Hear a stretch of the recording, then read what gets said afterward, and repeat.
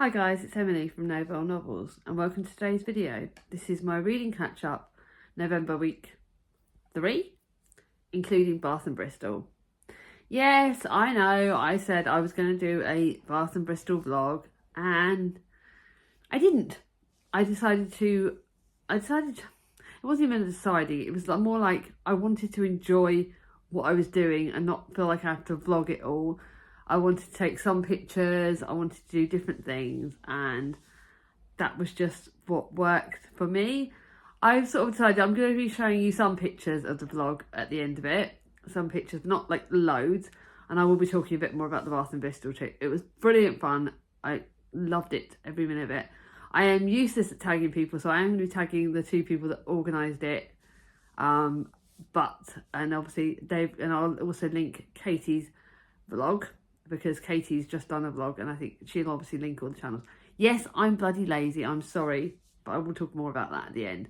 But because obviously we went to Bath and Bristol, I've only read 4 books this week. I literally barely read Friday, Saturday and Sunday, so I wasn't going to read a book on that. It's 3 books that were like just not going to happen. And one of the books I've started yesterday is a very, very big book.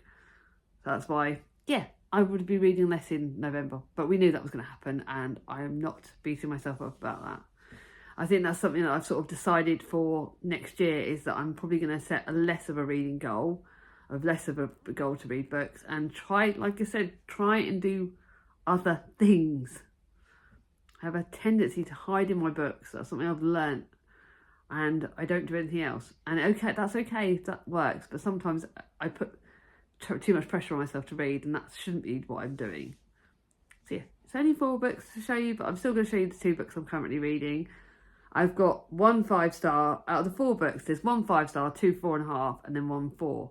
So it's been, reading wise, it's been a great week for books, and the 2 books I'm reading currently are going to probably be 5 stars. So that's all that matters, isn't it? Better to be reading more books that we love than less books that are shitty. First one I want to show you is the Percy Jackson book I'm reading currently, The Chalice of the Gods. And it's Percy Jackson and Chalice of the Gods, and it's by Rick Riordan. I'm buddy reading this with the lovely Cat from Brews and Reviews. I've literally got like today and tomorrow and I'll be finishing it because it is that flipping good. Where's my smartwatch on? It is that good. It is just what I needed for my headspace. It is perfectly what I needed. It's probably one of Rick Riordan's lightest books because they're not going on a life or death mission. They're going on a fun quest to get Percy Jackson some points so he can go to college. I will say, I thought, even though this was written more recently than the Trials of Apollo series, it actually kind of fits in. It fits actually after the Heroes of Olympus series, not the Trials of Apollo series, and not the Leo's the Sun and the Star one, because there are stuff that is in this book that has already happened in the Trials of Apollo series. So, like, in the Trials of Apollo series, we know that Percy Jackson's at uni, like college, whatever they call it there, and he's still at high school in this one. So that kind of is a bit out of place. But I'm going to ignore that and read this as if it's a standalone sort of thing, as if it's following on from the other ones. And it is such a fun book. It's centred around Percy Jackson, Annabeth and Grover, and it is probably one of the funniest out of all of the books. It's not dark, it's not depressing, it's brilliant, it's encouraging, and it's got a really good about Percy Jackson's ADHD, and it talks about that in such a really good way, and it's really what I needed at the moment. It's really what I needed at the moment. It is a perfect book, so I'm bloody loving it, and even Kat's reading it fast, which never bloody happens. And then to the longest book of the month, and that is again Rachel by Marion Keyes. I should have read this at the start of the month when I actually had more time. So I'm filming this on Thursday and I'm at 225, and this book goes on till where am I? Okay. Goes on to 580. So I'm nearly halfway through and I don't have a huge amount to read today. 577. So yeah, I'm nearly halfway through and I should be able to read because I'm just literally reading this today now after I've read my Percy Jackson. And today's kind of relatively a chill day for me, so apart from the little bits of house that I've got to do. So yeah, those are the books I'm reading. That's fine. This is a shorter video. That's fine. That's what I'm doing. My 4-star for the month was when I picked off my shelves to read when I was getting excited about the trip, and again I couldn't focus. So that was another thing that impacted it. I couldn't focus on books before I went, and then I couldn't read for 3 days. So Holly Miller, The Spark. It's okay. It's very, very similar whole thing about on her other book. Her other book. Right, I see I'm really not organised today. She's written other books. Oh yeah, The Sight of You, or what might have been. She's quite a like sliding doors kind of thing in a bit. So it's about how childhood sweethearts Neve and Jamie are inseparable from the moment they meet. Everyone knows they'll be together forever. That is until tragedy strikes and Jamie's torn from Neve's life. One street away, Ash is hit by lightning. As he recovers, family members notice a drastic change in Ash, as though it's like a different person. My whole life there's been one person who looks at me like that. So, years later, fate brings Neve and Ash together. And Ash has a lot of similarities to Jamie. But this talks a lot about grief. It talks a lot about, and Neve has got very rose-tinted glasses about what Jamie was like. And we kind of go back in time quite often to when she was with Jamie. And you see that probably Neve's rose-tinted glasses weren't as clear as they should have been. So that's quite good. And Ash is a very lovely lead character. I really fell in love with Ash. I thought he was brilliant. Really good male strong character. But Neve's quite a bit deluded, and I found her quite a struggle to read. But it's still 4 stars. It was still a really good book, but this is actually going to a charity shop. Then to a 4.5, which surprised me it was only 4.5 because I was expecting it to be 5. Kind of got a bit damaged when we went to Bath and Bristol because it got wet in my bag. But this is, again, this one follows on from, this is part of the Ballroom series. I can't even remember what it's called, the series called. The Buckingham series. So again, I can't say too much about this. So if you haven't read all of the Buckingham series, but you're reading it, then wait until this book goes down. But it's set in London in 1942. The war is far from over for soldier Raymond de Guy. When his wife Nancy is overjoyed he's been reunited because she gets to introduce him to her son. But he comes back on a mission, and he comes back with like a secret, and he's working for some secret people, and he goes back on a mission to sort of infiltrate the society. This is the first book in the series where I've only rated it 4.5, not 5. And I think this is where I'm getting harsher on my 5 stars. Mum's noticed that I think I am getting harsher on my 5 stars. But I found it harder to connect with this. There were certain elements in this that I found it was like I said, it was a brilliant book. But when I think about what I class as a 5-star now, it wasn't quite there for me. Very, very good book. Very good part of the series. And you do need to read this in series order. And it's about a dance for the king. And there is an underdogs in this. And you thought that bit was good. But yeah, it was a very good book. But just not quite that 5.5 star for me. I think that one's going back on my shelves.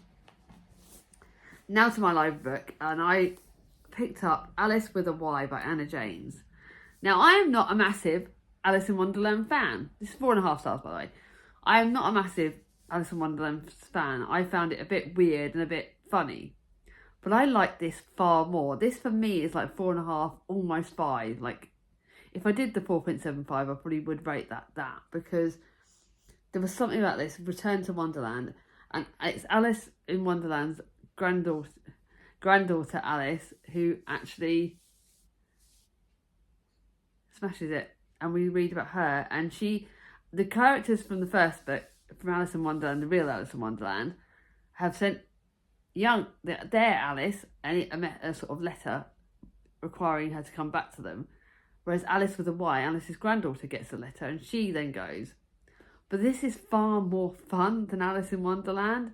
She's got the Alice in Wonderland strange characters, strange things, but it's got some amazing morals in it that I absolutely loved, and it just got so many bits that I really, really enjoyed, and I just thought it was absolutely a really, really good book. And I actually, like I said, even though Alice in Wonderland is a brilliant classic, I much preferred this. Apparently, Anna James she's written various different series. So she's written the Page & Co series, but she's also got the Chronicles of Weatherby series, which I know is at my library. So I think I'm going to get that. I think I'm going to read those books from the library. Not straight away, but I think knowing that I can get those books from the library, I think that's where I'm going to go. Because I don't want to hoard another series in my bloody which are on my shelves. I've got too many series on my shelves at the moment, but this was brilliant. If you like Alice in Wonderland, of course you're going to love it. But if you're a bit funny on Alice in Wonderland like me, you should still read this because it's got brilliant, brilliant characters, brilliant morals, brilliant fun. I think people, you don't just have to be middle grade to read this. You can read this if you're an adult as well. Really, really enjoyed this. I've got like all these different stacks here, haven't I? And then lastly, my 5-star of the week. And this one has well and truly earned 5 stars. And I'm very tempted for this to go on my favourites of the year so far. And this is The King's Witches by Kate Foster. I read and loved The Maiden. It got longlisted for the Women's Prize last year, not this year, last year. And it didn't go to get shortlisted. And I was one of the few people that loved it. But this is me book to a T. I actually think this is better than The Maiden because it's like I said, it might well go on my favourites of the year. It's set in Edinburgh in 1589. Yes, we have got the whole witches' trials, and some stuff in this is very, very hard hitting. It's not one I would want to read at night. But it's done differently. There's a story within the witch trials, which I think is what excited me a lot more. And you've got Princess Anna of Denmark, so it's based on true life events. Like Princess Anna of Denmark is set to wed King James VI of Scotland, but first she must pass the trial period, 1 year of marriage, to prove herself worthy. Under watchful eyes of the loyal lady-in-waiting Kirsten, Anna resolves to be the perfect royal bride until she meets Lord Henry. So you can tell there's going to be sort of that sort of romantic kind of thing. Meanwhile, there's another storyline adjacent to it that does sort of merge quite well. Meanwhile, young housemaid Jura has recently fled to the capital, seeking protection and anonymity. But her newfound safety is soon threatened when she's caught up in the witchcraft mania that's gripped the country and its new queen. And that was just, the way it tied it all up. Yes, it's some very graphic bits. Yes, it's some very sad bits. Yes, there's some bits you go, like, but it's just done so well. And I think I love the way Kate Forster at the end of this. So she talks about The Morning Necklace, which is her latest book, which is going into paperbacks soon. And I'm waiting to buy it because I'm going to buy it in paperback and then read it in paperback. Because I know that's at the library at the moment. But she's got a very good historical note at the end of this book. And as well as their acknowledgements. So she does accept that that was apparently part of the real life thing. I didn't actually realise, when she talks about the historical note, apparently in March in 2022, Nicola Sturgeon, the first minister for Scotland, apologised for the historical persecution of witches. Because about 20 to 40... Apparently between the years... This is quite an interesting fact for me. Sorry, it's pretty boring for other people, but it's thought that between 1400 and 1782, around 40,000 to 60,000 people in Europe were killed due to suspicion they were practising witchcraft, peaking between 1560 and 1630. Most of those women that were killed were women over the age of 40. And that is still such a tragic, tragic thing about what happened. Scotland especially were really involved in that witchcraft thing, and it's just appalling. So there were scenes in that are very devastating, but the writing is absolutely incredible. The way she brings those two storylines together, the way she brings witchcraft in, and the way it is based partly on factual stuff that happened back then, it's just an incredible book. And I love the ending. I just think it was done really, really well. So definitely one I recommend. And that's probably a favourite for the year so far. So obviously, I want to do a little bit of a talk about the Bristol and Bath trip. It was brilliant. It totally knackered me out. And yeah, I'm still kind of recovering a bit. But it was a brilliant trip. I got to stay with the Waffle Girls, which was lovely. The shopping trip in Bath, we went to loads of bookshops. I'm not going to list it all. It was... but I want to say thank you. I'm going to link Katie and Ben's channel, Katie Books and Things, and Ben Reads Good. And I'm going to link their channels down below because they were the two organisers. But it was like on the Bath trip, lots of our lovely friends came, and we got to see people that we've seen. I've got to meet a few people over the weekend that I've never met. So Sophie from Redhead Reads, I've got to meet her. That was my first time with her. I got to see some of our other lovely friends, and it was like coming home with our friends. But we obviously got to go to Bath. We got to see Alice's Bench, which was really, really, really special. I'll put a little link. And we put Charlie, our Charlie, put a book down, put one of Alice's favourite books on the bench. And we actually discovered when we went back to it that later in that day that someone had picked up that book, which was really lovely. We went to loads of great bookshops. My favourites were probably the Toppings bookshop and something else. I can't even remember. The Toppings one was one of my favourite bookshops because it just looked absolutely stunning. I got a gorgeous book from there. So Toppings was my favourite, probably one of my favourites. And I got The House of Sapphire. So I'm going to show you one book from each day. And where have I put it at? The Toppings and Company bookshop. So I picked up 2 bookmarks when we were away. I picked up this one and another one. And this is an independent booksellers, and they have literary events. And there was stacks of books. I probably didn't go into all the different rooms because it was, but I got this gorgeous book, The House of Sapphire by Marissa Meyer. Fantasy. It's Mallory Fontaine is a fraud. She's descended from witches and pretends to be one, although her only magic is the ability to see ghosts. She can barely make a living, but Count Ahmad Sapphire will pay a fortune if she can rid him of his murderous ancestor's ghost.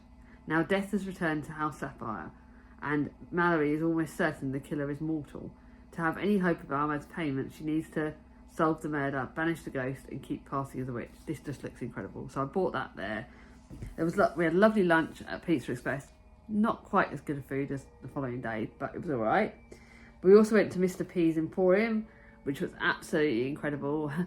Again, the funny story is, me and one of the people I hang out with quite a lot during the days was Charlie Heathcote's mum, Kathy, because she's got chronic pain, so she was struggling and walking slowly, and me and Kathy got lost.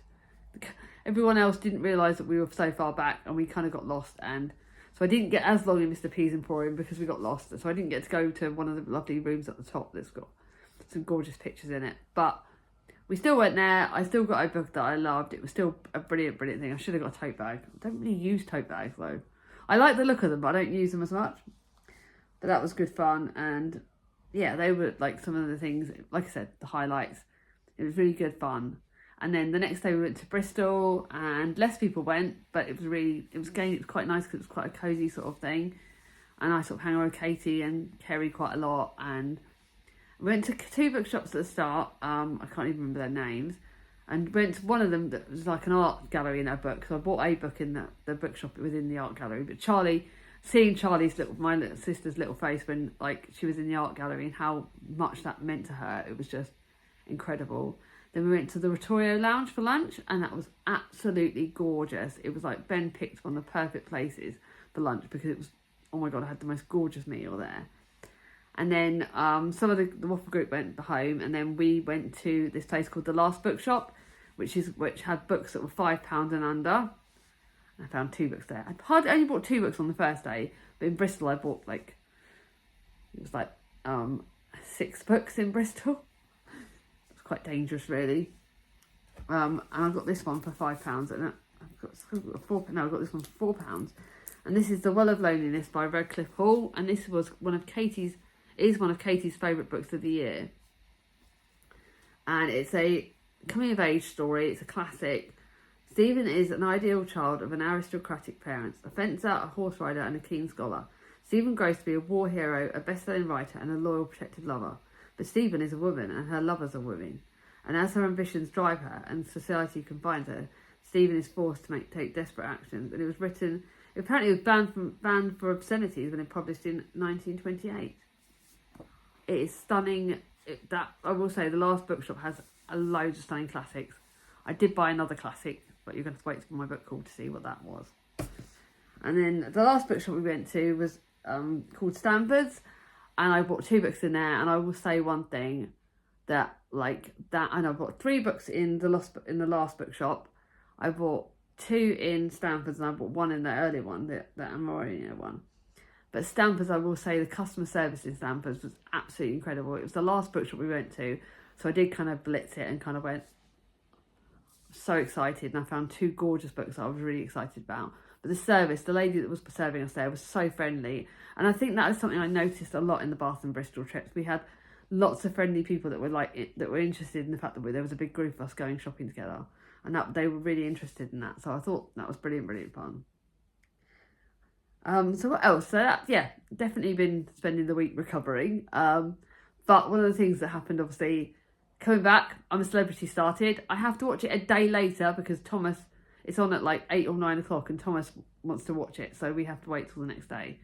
But me, Thomas and Chris, Mia's living in a room at the moment, typical teenage girl. But me, Thomas and Chris I've been watching that every sort of dinner time. It's the one time when even after dinner, I'm putting my book down, I'm putting my phone away, and we are solidly watching that together. And it's been really good fun as a family to watch that together. And like I said, I need to put my phones and books away a bit more. I need to give my family attention a bit more. But at the same breath, I still know that I really need to read because it's my switching off thing. But lastly, the things that have been happening is we've actually had snow this week. I will link a little video thing. We actually had snow yesterday and it's been very, very cold, like -2. So I've got my hoodie, long sleeve top on and thermal leggings with like 2 pairs of socks on at the moment because I do not do the cold. But it's been brilliant. So yeah. What have you been up to this week? What have you all been doing? You know, let me know what you've been reading. Let me know what you've been up to in the comments down below. If you got to the end of this video, link me a snow emoji in honour of it being snowing. If you like this video, give it a thumbs up. If you're new to my channel, not subscribed, ring on my ding-a-ling, and I'll see you all soon. Bye-bye.